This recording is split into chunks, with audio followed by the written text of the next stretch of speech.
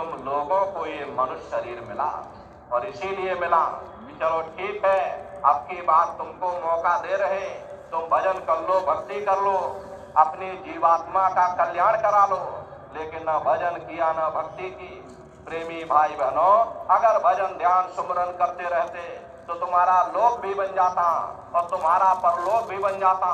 अब न लोक के रहे न परलोक के रहे, न घर के रहे न घाट के रहे, ये अभी बीते दुख में सब दिन और वृद्ध अवस्था आई छिन छिन।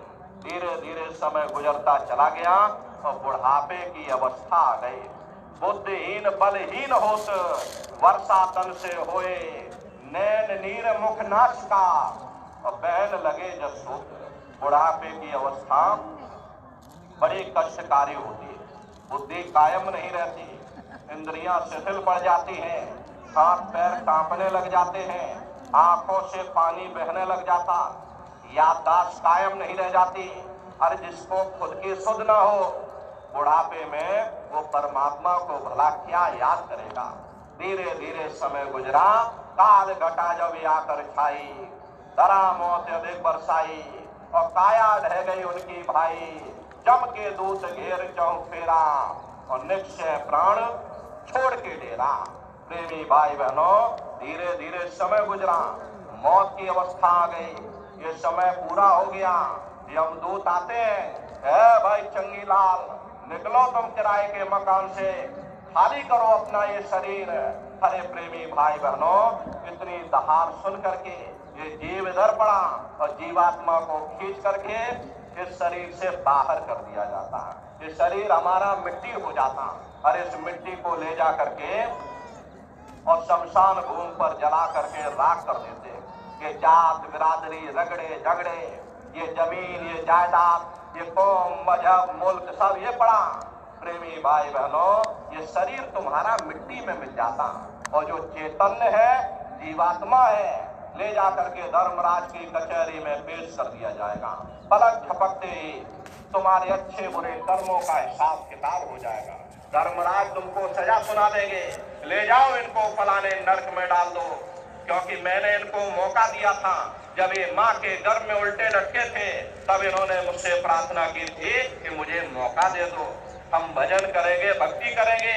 और जब मैंने इनको मौका दे दिया तो कैसे देखो समय और श्वासों की पूंजी को इस इंसान ने बर्बाद कर दिया।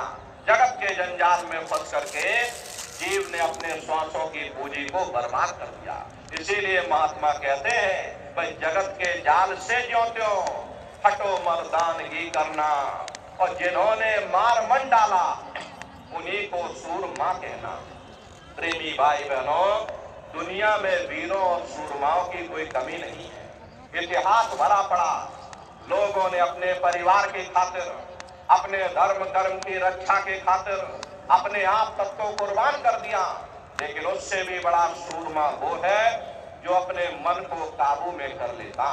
मन जीते जग जीत। प्रेमी भाई बहनों, ये मन ही है जो भाई भाई का दुश्मन है, कौम कौम का दुश्मन है, मजहब मजहब का दुश्मन है, मुल्क मुल्क का दुश्मन है। एक मुल्क दूसरे मुल्क को मिटाने की तैयारी का हर कर रहा। प्रेमी भाई बहनों, ये सब हमारे मन की खुराफात है। इसीलिए महात्मा कहते हैं कि बड़ा बैरी ये मन घट में, इसी का जीत ना कटना। अगर दुनिया में कोई हमारा दुश्मन है, वो केवल तुम्हारा अपना ये मन है। अगर दुनिया में कोई दुश्मन होता है तो प्रेमी भाई बहनों, हम उससे बचने के लिए हजार तरह के उपाय करते हैं। अपने आप को घरों में कैद कर लेते हैं, बम गोले बारूद तीर तलवार रख लेते हैं। लेकिन मन एक ऐसा चालाक दुश्मन है जो तुम्हारे अंदर बैठा हुआ, पता नहीं कब तुम्हें गुमराह कर दे। ये कभी मित्र बन के भरमाता है, कभी दुश्मन बन करके ये डरा देता है। इसीलिए महात्मा कहते हैं, कोई बड़ा बैरी ये मन घट में, इसी का जीत ना कटना। और पढ़ो तुम सही के पीछे और सब ही जतन तजना। अगर मन को काबू करना चाहते हो तो सबसे पहले ये देखो कि मन की तबीयत क्या है, मन की कमजोरी क्या है। अगर दुश्मन को काबू में करना है तो हमें दुश्मन की कमजोरी जाननी चाहिए। ठीक उसी तरह से अगर आप मन को काबू करना चाहते हो तो सबसे पहले ये देखो कि हमारे मन की कमजोरी क्या है। प्रेमी भाई बहनों, ये मन सुख की खोज कर रहा कि कहीं शांति मिल जाए, कहीं सुख मिल जाए, क्योंकि मन की कोई मामूली हस्ती शक्ति नहीं है, ये त्रिपुटी का स्वामी है। वहां पर जो सुख उसे मिलता था वही सुख इस संसार में खोज रहा है।